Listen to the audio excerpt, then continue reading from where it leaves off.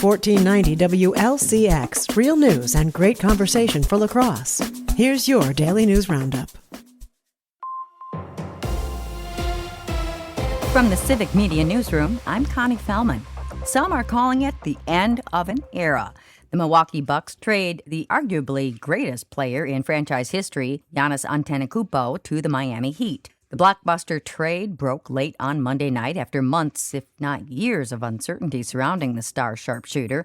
On a special edition of Civic Media's Make the Call, Jimmy Casca and the crew commiserate over the trade, seeing Giannis leave Milwaukee, and the championship legacy Bucks fans still get to hold on to.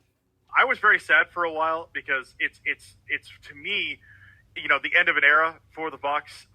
It's just one of those things, like, you knew it was coming, you didn't want it to happen, and it did anyway. I'm curious about where you guys are at. I felt like this was inevitable, and we have finally arrived to that day. As Jimmy says, Giannis saved basketball here in Wisconsin and delivered the 2021 title, the parade and years of memories that can't be taken away. A man accused of secretly placing a recording device inside a bathroom at the Menominee Medical Office where he worked is now facing charges in Eau Claire County. Medical assistant Meng Vang has been facing 30 felony charges in Dunn County, but now faces additional charges, with prosecutors saying they found images secretly recorded by the defendant at a Reform Medicine office in Eau Claire. Vang is scheduled to appear in court on the new charges today.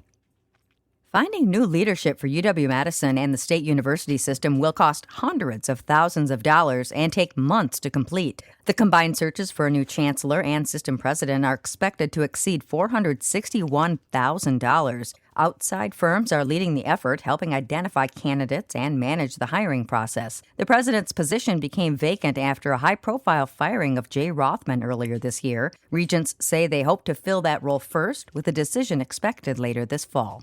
Eau Claire County has officially filed a lawsuit against a number of chemical manufacturers over PFAS contamination. Civic Media's James Kelly has the story. The lawsuit was filed in Chippewa County Circuit Court earlier this month as the county seeks to recover damages for the forever chemicals in the water supply near the Chippewa Valley Regional Airport. According to the complaint, the named defendants in the lawsuit include companies like 3M, DuPont, and more, and lists 7 causes of action, including defective design, negligence, and violations of the Wisconsin Uniform Fraudulent Transfer Act. For Civic Media News, I'm James Kelly. Environmental regulators say nearly 100 public water systems in Wisconsin have PFAS levels above federal drinking water standards enacted last year. That includes water systems in the cities of Eau Claire, Wausau, Madison, and La Crosse. Students in Madison will have much less access to their phones at school starting this fall under a new district policy. Middle schoolers will not be allowed to use phones at all during the school day, even at lunch or recess. High school students will have to keep devices put away during class, passing periods, and school activities, but can use them at lunch. The school board approved the plan to meet a new state law, though some parents say it may not go far enough or include enough community input. The furthermost upriver lock in the lower Fox River system may soon see boat traffic again after being closed for more than a decade. The Fox River Navigational System Authority has approved an agreement with the DNR on the Menasha Lock.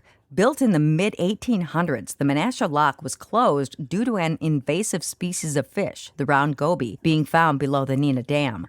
The recent agreement means the DNR will apply a fish toxicant to prevent the spread of round gobies into the Winnebago system, while commercial boats move through the system. The agreement doesn't include recreational boaters at this point, but officials say they hope to get to that point over the next year. And that's your state news update. I'm Connie Fellman for Civic Media News. Another Brewers win. Hi, I'm Mike Clemens with Sports Baseball. The Brewers beat the Reds again, this time 2-0, thanks to another great pitching performance. On Monday, it was Brandon Woodruff, this time Brandon Sproat. Manager Pat Murphy. He was dominant. Best outing of the year, best stuff of the year. Yeah, and he could have kept going. His calf tightened up in the 5th. You probably noticed him grabbing it, but he wanted to stay for the 6th, and then after the 6th, we didn't want to risk it. He could have stayed, but things worked out. Sproat allowing just one hit in 6 innings. The Brewers going for the sweep tonight. Basketball, the Milwaukee Bucks adding 2 new players in the draft, guard Braden Burries and forward Nate Ament. Burries asked about being yet another player out of Arizona getting drafted by an NBA team. It's an opportunity of a lifetime. The legends before me, and I'm just trying to get to where they're at. Shout out to all the AZ guys that got drafted, and I feel like it's gonna be another one tonight. That's the Bucks' Braden Burries. With sports, I'm Mike Clemens.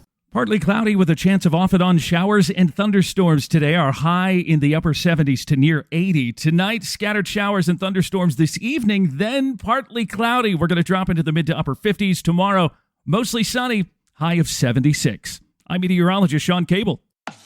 That's your La Crosse News Roundup from WLCX. Find more news anytime at lacrosseeagle.com. Subscribe to this podcast on Spotify, Apple, or wherever you find your podcasts.